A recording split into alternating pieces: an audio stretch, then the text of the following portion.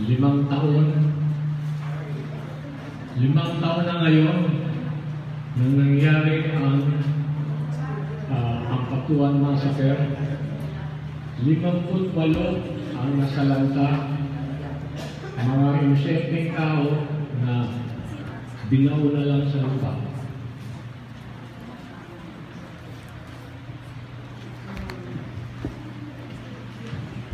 Tatlumput dalawang journalist ay kasama rin dito. Sa ngayon, wala o zero pa ang nangyayari. Ang alingaw-ngaw na sinabi ni kasama na Ronnie Laigo na hanggang sa ngayon ay hindi dapat mawala ang liwanag ng kandila.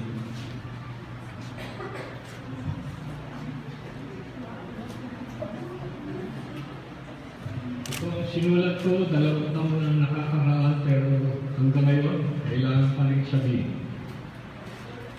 Ito ang tula, ang pamagat ay ang liwanag ng kandila. Ano ang dilim?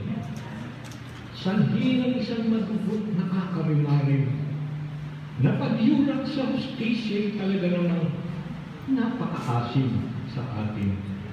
Sa sambayan ng Pilipino, na sa hanggang ngayon ay umaasang maiayos ito sa lalong madaling panahon. Maraming pamilyang naiwan ay kasalukuyang nasa dilim. Nalulungkot, nag-aalaala, natatakot at natapailalim. Tulad ng kanilang minamahal sa buhay, na binaon sa malamig na lupa, may kalimutan na ngayon. Sa tingin niyo ay may hahantungan mabuti ba ito? Mamamayari ba dito ang kapangyarihan ng batas? O batas ba ng pera ang iiral o magpapugsang lakas? Ang nakakalungkot, mananalo ba ang dilim sa liwanag? Gaano mga kadilim sa kapaligiran? Ang liwanag ng kandila, nananatiling panguksa sa sino mang puputol ng ating dila. Habang dumaraksa ang linas ng kandila ng damdamin, naniniwala akong ano ang kabaluktukan, ma-itutuloy din. Salamat po.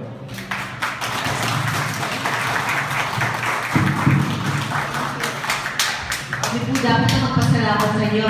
Sir Vix, aangayain po kayo pwede sa December 19 sa simbang gabi namin sa Incarnation. Pakitula mo uli yan. Kung okay na kayo, si Bishop Sotis po ang magsisimbang gabi sa amin sa Glende. Yes? And is it okay to also have this exhibit there? I don't know who to ask. Would that be Nympha? Thank you. I'd like to have this for our Incarnation Simbang Gabi December 19. We'll have Bishop Solis. I'll have a cultural flavor to it this year. And this is such a wonderful way of celebrating, I think, our culture is to remember our journalists, brothers and sisters.